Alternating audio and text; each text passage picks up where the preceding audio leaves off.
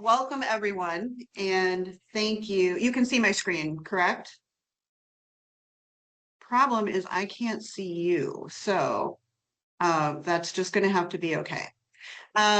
So somebody will have to speak up if you need to get my attention.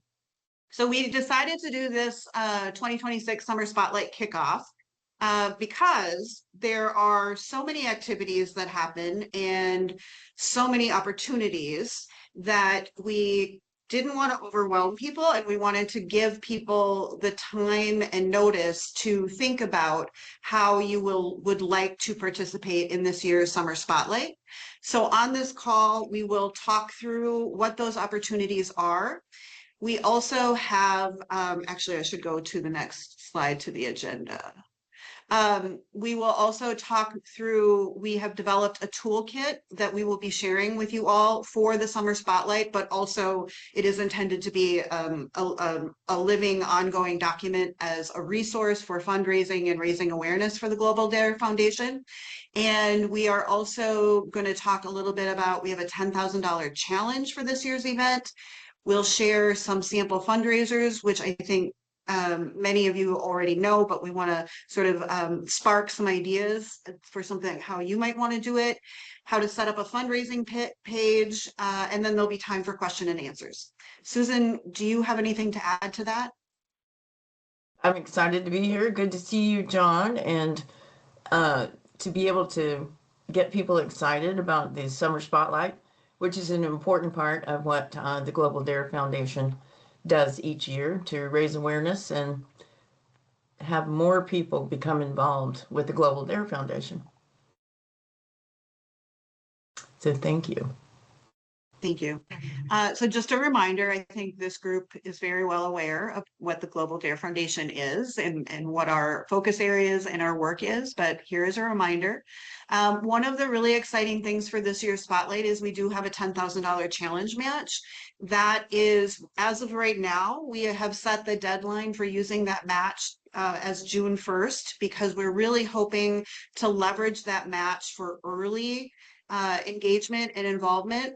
That $10,000 match applies to both the registration fee for the Spotlight, which is $49 this year, as well as any and all donations to the Spotlight.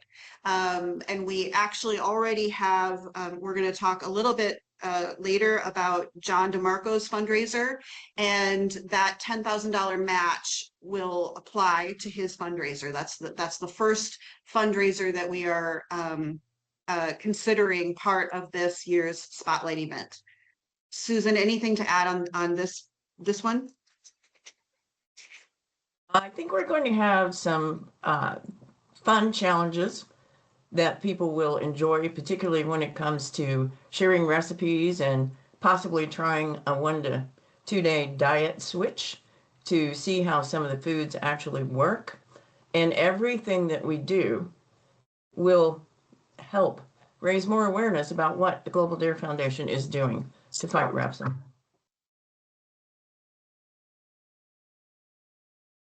So then what is Summer Spotlight?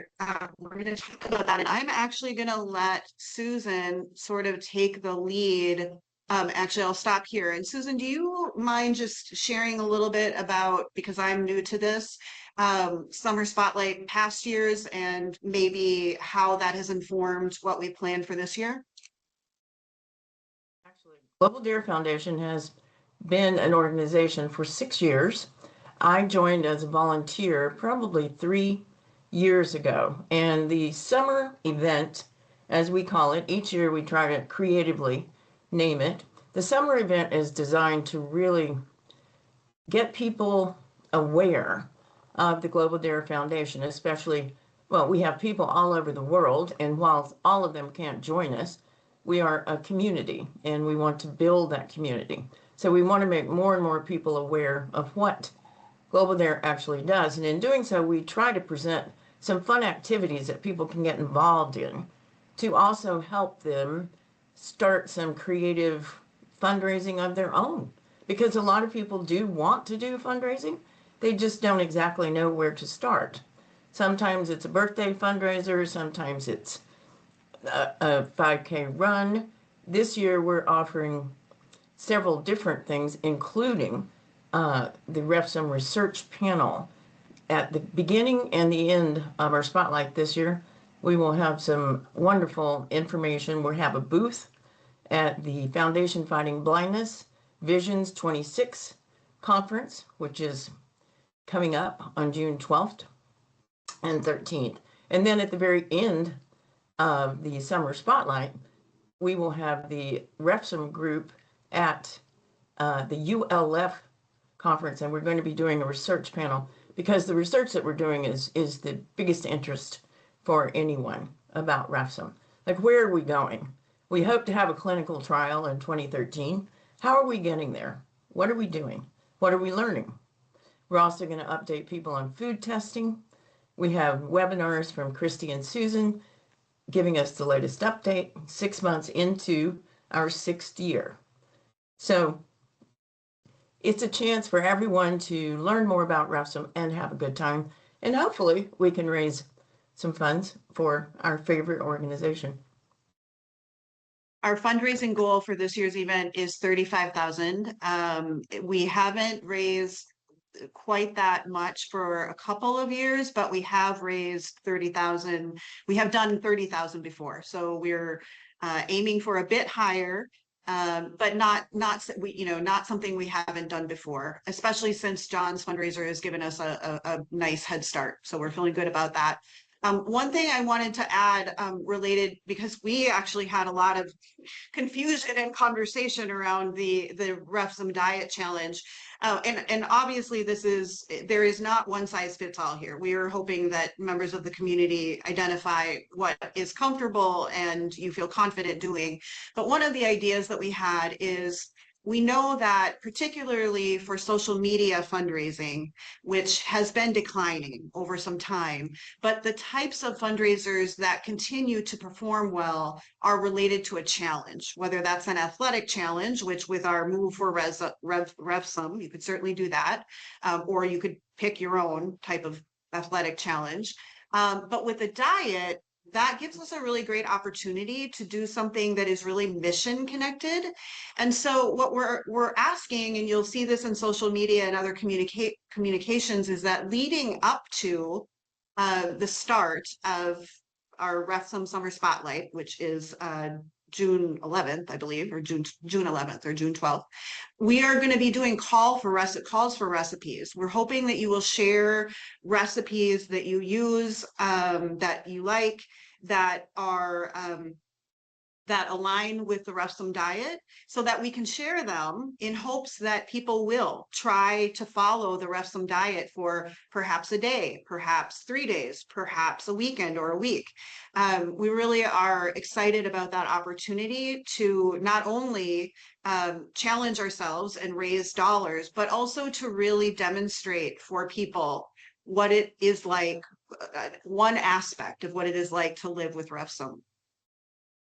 And then, Susan, I don't recall if you talked about the bonfire. Oh, no, I would love to do that. Yes, I would love to do that. First, I wanted to say I know that we have 2 people in the group this morning who are they are either the recipients of great dishes made by their spouses, or they're making them for their spouses. So I have heard about these dishes and I can't wait to see more about them. I know there's a great salmon cooker here. So yes, we do have, as we have had once before, we have some very carefully selected merchandise in our bonfire store that is carrying our logo, and we'd be very happy if people were interested in a long sleeve t-shirt or a hooded shirt, or we even have mugs and a backpack this year. And so these are items that we want to show off our name as much as possible, and we want to promote the summer spotlight. So I hope you guys will take a look at it at least, okay?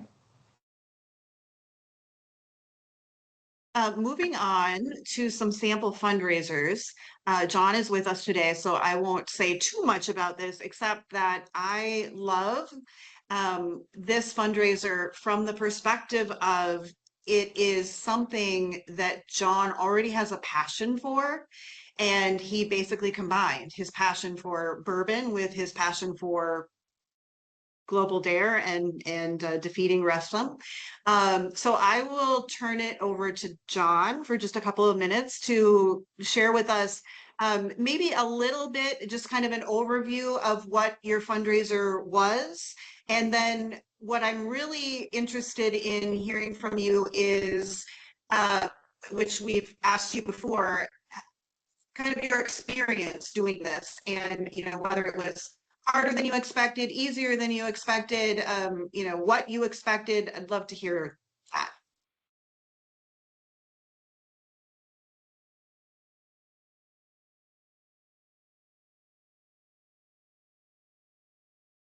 I'm sorry, mine's going in and out, so I couldn't hear everything. Oh, Um, are you able to tell us a little bit about your fundraiser? yes, okay, sorry about that. The internet just No, it's started okay. going out when Susan started talking. I'm trying to get it to reset so it would work. Don't worry. Yes, well, obviously I have a passion for Global Dare Foundation, and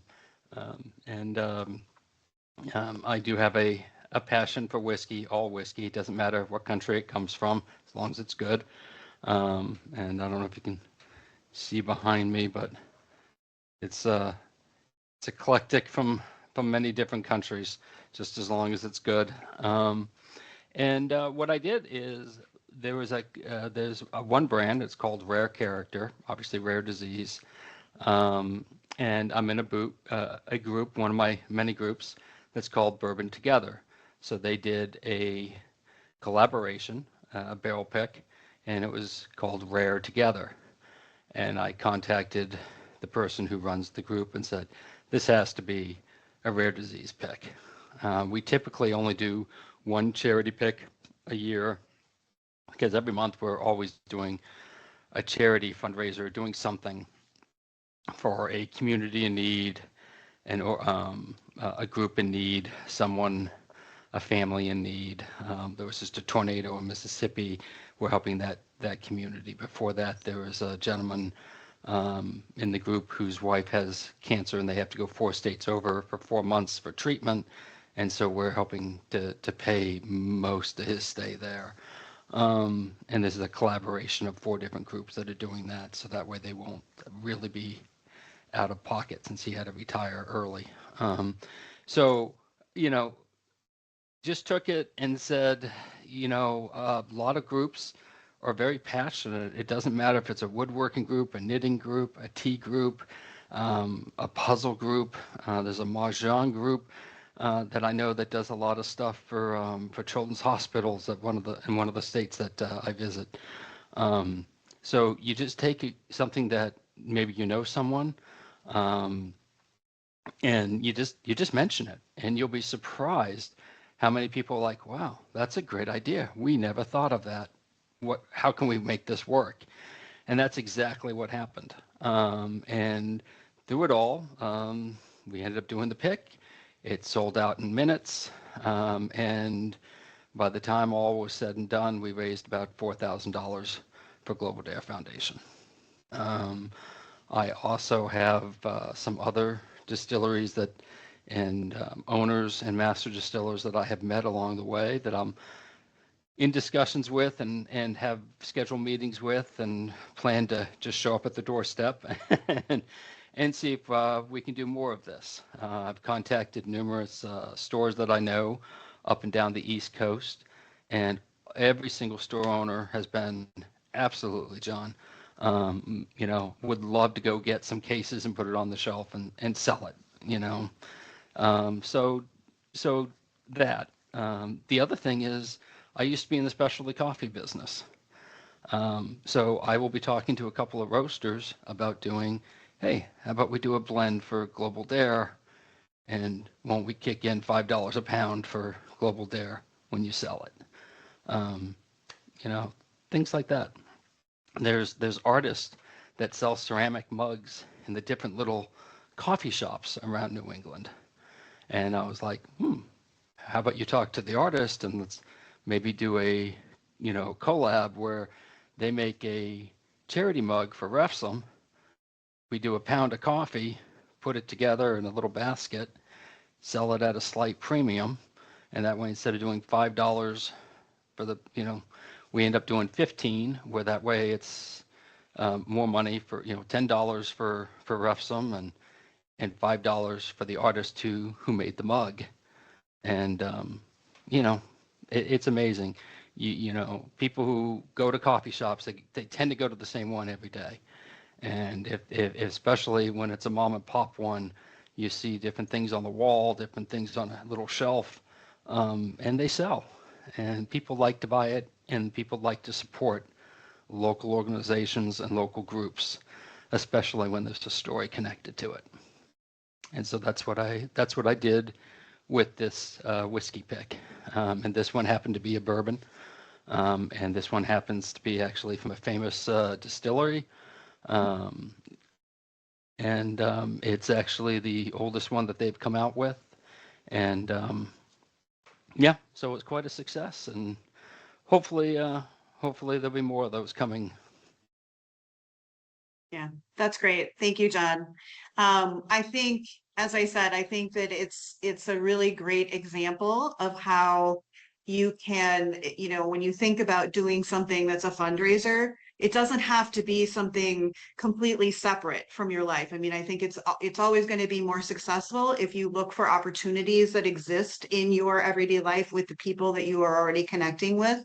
And the other thing that I really love about this is that my sense in talking with you, John, is that this was actually fun, that you actually had fun doing this. And, fundraising is we have fun before we have funds. So I think that's a really important thing for us all to keep in mind, that if fundraising is a slog, we're not going to be successful. We really have to do what we can to make this fun. I agree. Very creative, John. Yes. Thank you. Any questions for John? I'm just impressed that you thought of the coffee package. That's wonderful.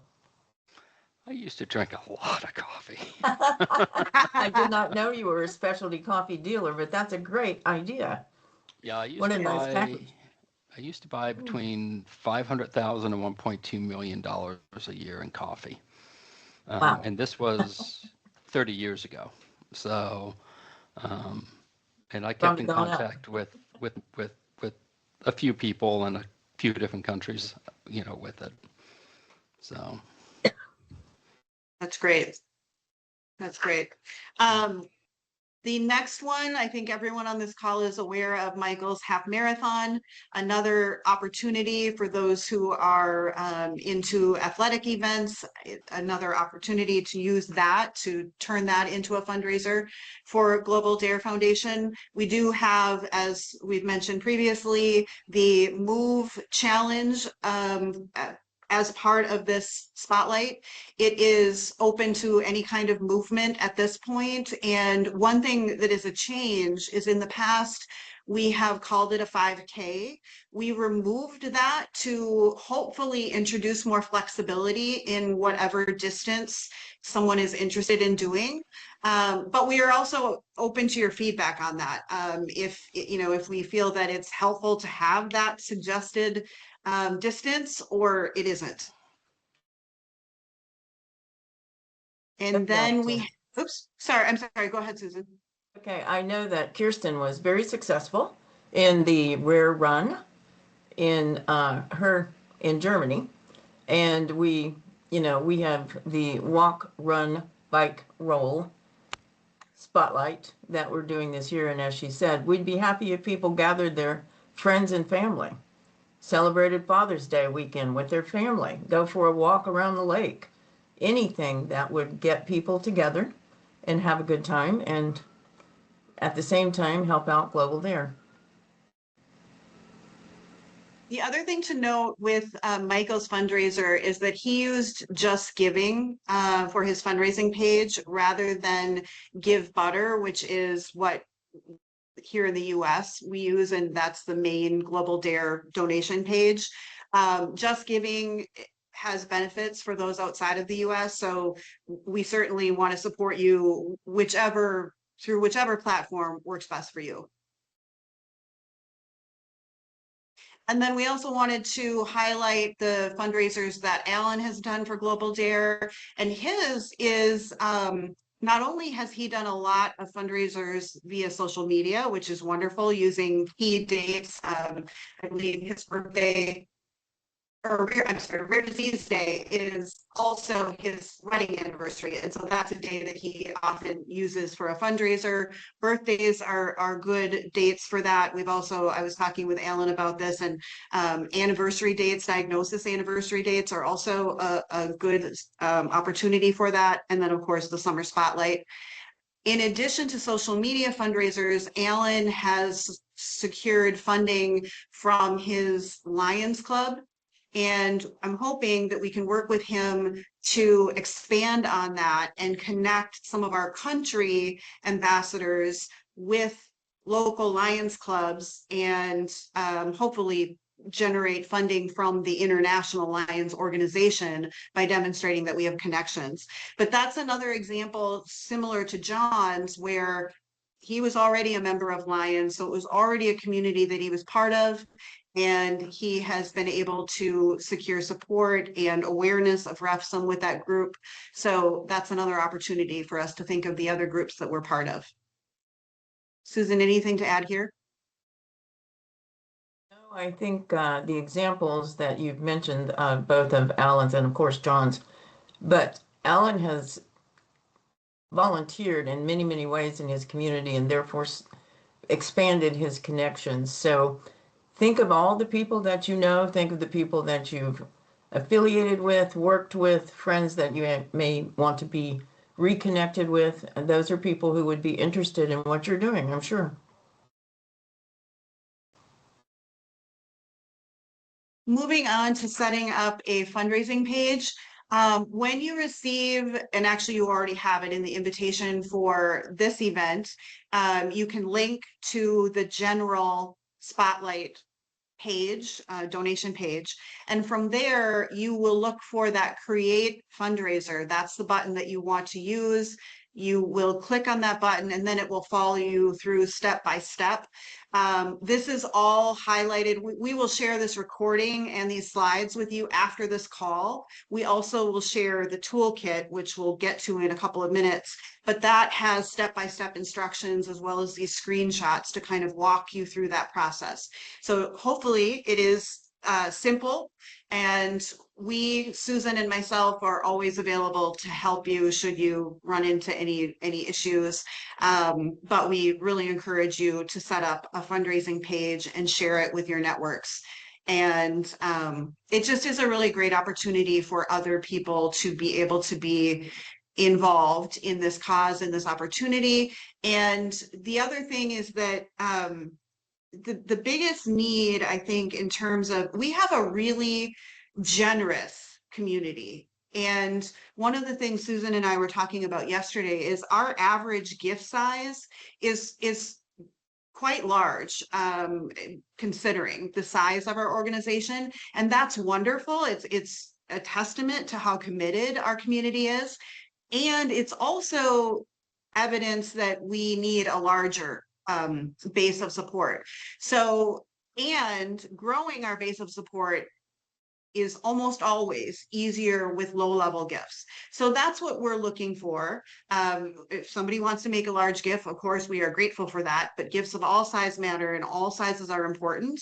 And what we're really aiming for in terms of when you invite people to be a part of this is we hope that they will make a gift.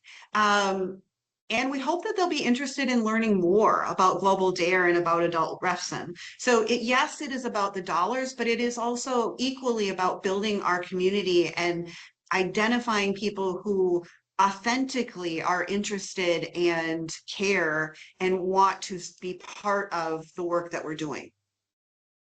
Any questions on that or additional thoughts, Susan, or from anyone else? I think that was a great summary, Faith. I have the question. Did you use in USA PayPal? In Europe, we often use PayPal for raise money. Is it in Option? USA also? it's a mask product. It is, I think, PayPal. isn't it, Faith? I believe PayPal is included in the payment Yes, options, but we'll I double believe, check. yes, I believe it is as well. I'll double check on that, Kristen, and let you know, but I believe that it is. Okay, It as well, so quite frequently. Yes. I can put it in my site and ask people for spend money when PayPal. Yes, I think you know what I mean. Yes, Yes. absolutely. Yes. Thank you. Yes, Yeah. yes, yes, that Okay. should work, and I'll confirm that for you.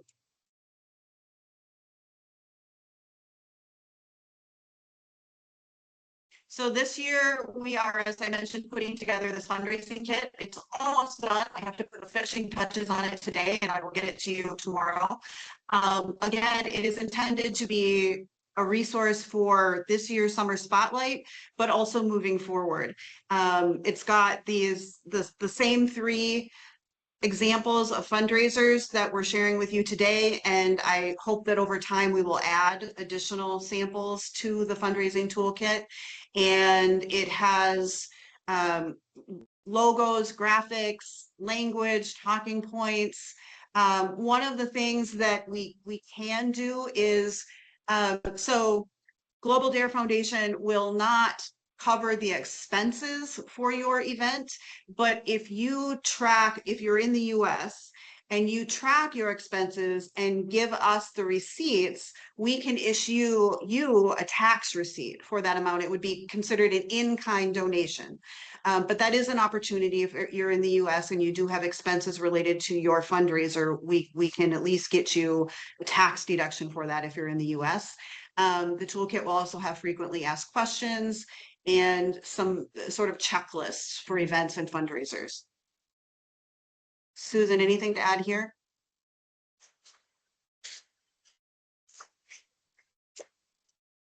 Oops, I'm not hearing you, Susan. I think you covered that very well. Thank you, Faith. Thank you.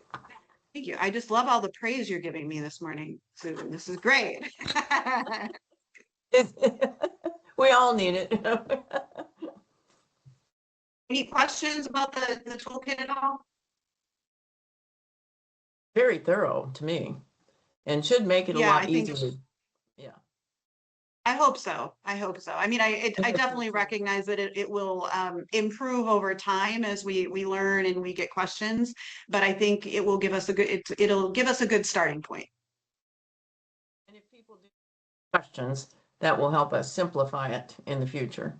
Yes, absolutely. It is a lot of information for sure. So again, the $10,000 challenge match, we're really hoping for some early signing up and getting your fundraisers started. That challenge, again, applies to the registration price, which is $49, as well as donations and any dollars that you raise. When you go to the sign up page, so Susan and I also had a conversation about this yesterday because we had some internal confusion. So the registration fee, the $49, that gives you access to the webinars, to the challenges, to the communication. That's how we know you are participating in the summer spotlight. And when you sign up and on Give Butter, you're purchasing a ticket, you're going to have a drop down menu to tell us which events and activities you plan to participate in. And that $49 becomes basically a donation that is matched. You also have the option, I hope that nobody in this group is going to take this option, but there is the option to say, I just want to donate, or I just want to fundraise.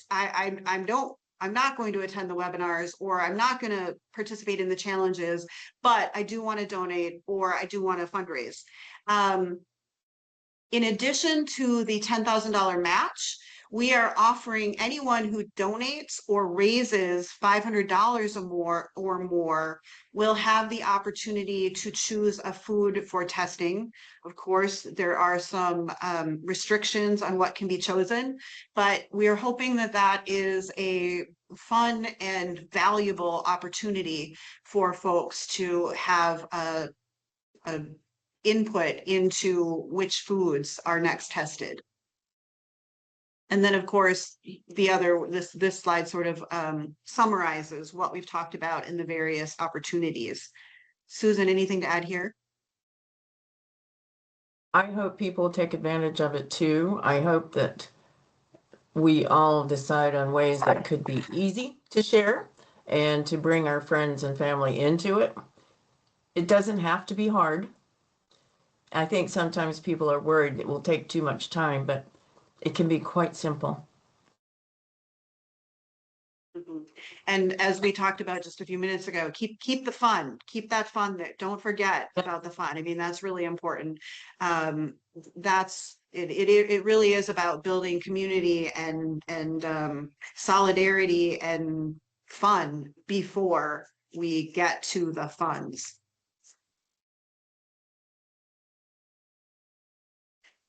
Any questions or ideas or comments anyone would like to share? Oh, Susan, not hearing you. Kristen, do you have any questions? You're so good at this. No. No, I understand everything. I think that's good. Some things doesn't work in Germany, but some things I think we can also do in Germany. So Wonderful. I think you go forward, and then I can look what I can do in German. That's I'll make sure you get copies of everything. I'm following you, and I have made you a collaborator, and so you should be able to see, but I will make sure that you get materials that you could share if they work. okay. I didn't show. I didn't look, but I think it worked. And when it doesn't work, I ask Susan Koronoff. That's no problem. It may be that I have to do it every time, Kirsten, but I'll keep up with it. Yes. Excellent. Well, we thank you for joining, everyone, but especially John. Thank you for joining us and helping us share opportunities for fundraising. We will share this recording as well as the toolkit and slides. Look for that in your inboxes tomorrow. And then now you will start to see, will be regular communications related to the spotlight, what's coming up, opportunities to be engaged. And we will also be updating where we are on the match, how much is left, to try to make sure that we really leverage that match as much as we can. And we are hoping that that match will make it easier for you to share with your networks as well, that we have an opportunity to double our impact for this period of time. And I recognize that sometimes I think that makes it easier to ask, to invite. So hopefully that is the case here. And thank you very much. Oh, Susan, If you have try any again. questions. Yeah. We have a challenge with my microphone here on Teams, but if you have any questions at all, please let us know. Well, thank you very much for the invite. I had fun. I had fun doing the fundraiser. I hope to do more. It's good seeing you all. And Kirsten, I'm looking forward to Munich. Yes. Oh, wonderful. Yes, that's right. Refsum Without Borders. I'm also looking for an. We're going to have fun again. Yeah. So we can drink beer, but I know you didn't like it so much. But in Munich, the beer are good. Yeah, I'm looking forward to the beer in Munich. Yeah. Yeah. That's great. All right. Thank you, everyone. Have a really great evening, day, everything. Thank you for the meeting. Bye. Bye-bye. Bye.